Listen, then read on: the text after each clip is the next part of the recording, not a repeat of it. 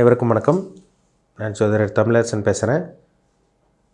இந்த channel first time பார்க்குறவங்களா இருந்தீங்கன்னா சப்ஸ்கிரைப் பண்ணிக்கோங்க, பெல் பட்டனை கிளிக் பண்ணிக்கோங்க, ஆளுங்கிற ஆப்ஷன் இருக்கும் சூஸ் பண்ணிக்கோங்க. அப்போ தான் நாங்கள் போடுற பதிவுகள் எல்லாமே உங்களை வந்து சேரும். இன்றைக்கி நம்ம இந்த பதிவில் பார்க்க போகிற தலைப்பு சூரிய தசை.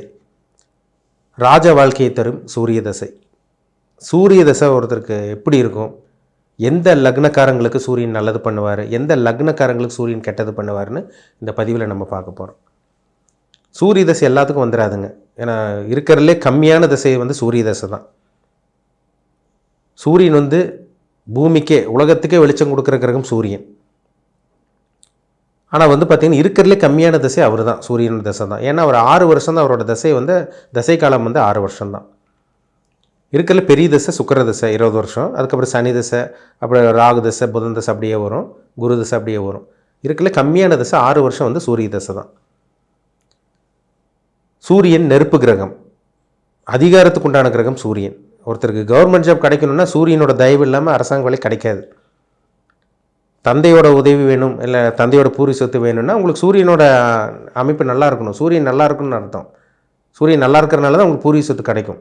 சூரியன் கெட்டு போயிடுச்சுன்னா பாருங்கள், ஒரு சில ஜாதகத்தில் சூரியன் சனியோடையோ சூரியன் ராகுவோடையோ இந்த மாதிரிலாம் இருந்துச்சுன்னா அப்பாவுக்கும் உங்களுக்கு ஆகாமல் போகும், தந்தைக்கும் உங்களுக்கு அடிக்கடி பிரச்சனை வரும், பூர்வீக சொத்தில் வில்லங்க பிரச்சனை இந்த மாதிரிலாம் வந்துடும். அது 5ஆம் இடத்தையும் நம்ம மேட்ச் பண்ணிடணும். நம்ம ஒன்றே வச்சு சொல்லிட முடியாது. மொத்தத்தில் சூரியன் வந்து அதிகாரத்துக்கு உண்டான கிரகம், தந்தை காரகன் சூரியன்.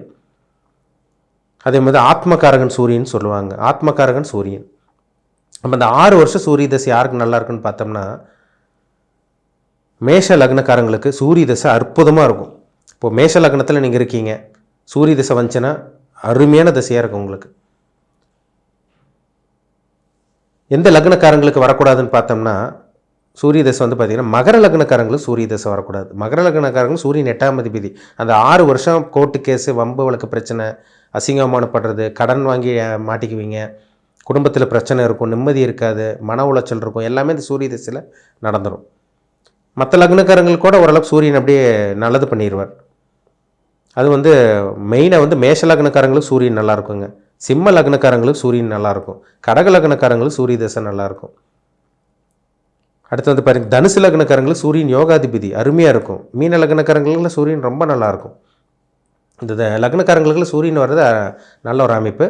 கும்ப லக்னக்காரங்களுக்கும் சூரிய தசை பெருசாக வேலை செய்கிறதில்ல, சில பிரச்சனைகள் கொடுத்துரும், பெரிய அளவுக்கு பாதிப்பு இருக்காது, ஆனால் சில பிரச்சனைகள் வரும். மகர லக்னக்காரங்களுக்கு தேவையில்லாத பிரச்சனைகள் சூரிய தசையில் நடக்கும். ஏன்னா அவர் 8ஆம் அதிபதி வர்றதுனால. இப்போ உங்கள் ராசி வந்து பாருங்கள், சூரிய தசை யாருக்கு வரணும், உங்கள் ராசி என்ன ராசியாக இருப்பீங்கன்னா, நீங்கள் வந்து மேஷ ராசி, சிம்ம ராசி, தனுசு ராசியாக இருப்பீங்க. உங்களுக்கு அஸ்வினி மகம் மூலம் இந்த 3 நட்சத்திரத்தில் இருப்பீங்க.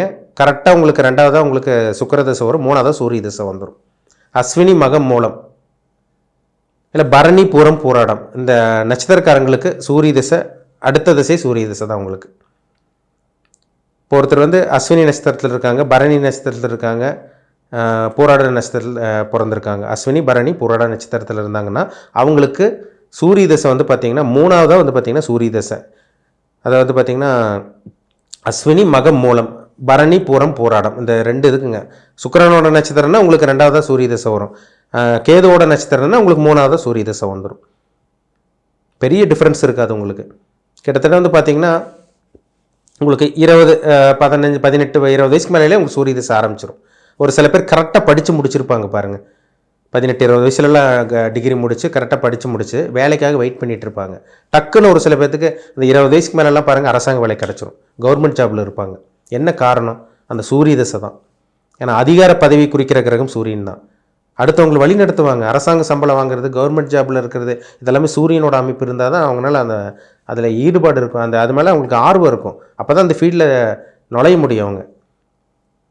அப்போ சூரியன்கிறது பாருங்கள் எந்த அளவுக்கு முக்கியமான கிரகம். நவகிரகங்களே முக்கியமான கிரகம் சூரியன். ராஜா கிரகம் சொல்லுவாங்க. சூரியனால ராஜ கிரகம்ங்க. ஏன்னா சிம்மராசினால வந்து பார்த்திங்கன்னா உங்களுக்கு அது பார்த்திங்கன்னா உங்களுக்கு காலபுருஷ தத்துவப்படி 5ஆம் இட ராசியாக வந்துடும். அது ராசி சின்னமே சிங்கம். இப்போ சிங்கம் மாதிரி இருப்பாங்க. பொதுவாகவே சிம்மராசி நேர்கள் வந்து பாருங்கள் சிங்கம் மாதிரி இருப்பாங்க. உங்களுக்கு கண்டிப்பாக சிம்மராசி நேர்களுக்கு உங்களுக்கு சூரிய தசை நடக்கும் வாழ்க்கையில். மேஷராசி நேர்களுக்கும் வந்துடும், தனுசு ராசி நேர்களுக்கும் வந்துடும். இந்த லக்னக்காரங்களுக்கெல்லாம், இந்த ராசி இந்த லக்னக்காரங்களுக்கெல்லாம் சூரியன் நல்லது மட்டுமே பண்ணக்கூடிய கிரகம். அவர் நல்லது மட்டுமே பண்ணுற கடமைப்பட்டவர். இப்போ சூரியன் வந்து 6 வருஷ தசையில் உங்களுக்கு நான் சொன்ன லக்னக்காரங்களுக்கு மேஷ லக்னம், கடக லக்னம், சிம்ம லக்னம், விருச்சக லக்னம், தனுசு லக்னம், மீன லக்னம், இந்த லக்னத்துக்கு சூரிய தசை வந்ததுன்னா அந்த 6 வருஷம் சூரிய தசை நல்லாயிருக்கும். அந்த சூரியன் வந்து சனியோடு சேரக்கூடாது, சூரியன் ராகோட சேரக்கூடாது, சூரியன் கேதுவோட சேரவே கூடாது. கெட்டு போயிடுச்சுன்னு அர்த்தம். ராகு கேது கூட சூரியன் சேர்ந்தாங்கன்னா கிரகண தோஷம் அடைஞ்சிடுறாங்க. சனியோட சேர்ந்தாருன்னா கெட்டு போயிட்டாருன்னு அர்த்தம். இப்போ சூரியன் சனி இருக்கிறவங்களுக்கெல்லாம் பாருங்கள், அப்பாவுக்கு உங்களுக்கு ஆகாமல் இருக்கும். அதில் அப்பா நானும் ஒரே வீட்டில் தாங்க சார் இருக்கோன்னா உங்களுக்கு அப்பாவுக்கு அடிக்கடி கருத்து வேறுபாடு பிடிவாத குணம் இருக்கும். நீங்கள் ஒன்று சொல்லுவீங்க, அவர் ஒன்று சொல்லுவார். இந்த மாதிரி தாங்க போகும். சூரியனோட உங்களுக்கு குருவோட சேர்க்கை இருக்கிறது நல்லது. சூரியனும் குரு நேருக்கு நேர் பார்க்குறது சிவராஜ் யோகம்னு சொல்லுவாங்க. அது அந்த யோகம் இருக்கிறது அற்புதமாக இருக்கும். நிறைய நல்லது நடக்கும் அந்த சூரிய திசையில். கவர்மெண்ட் ஜாப் கிடைக்கும், ப்ரொமோஷன், பதவி உயர்வு. இந்த 6 வருஷம் வந்து பார்த்திங்கன்னா அதிகார பதவியில் இருக்கிறது, 10 பேர் உங்களை மதிப்பாங்க, உங்களை சுற்றியே ஒரு கூட்டம் இருக்கும். இதெல்லாமே இந்த சூரிய திசையில் இருக்கும், நடக்கும்.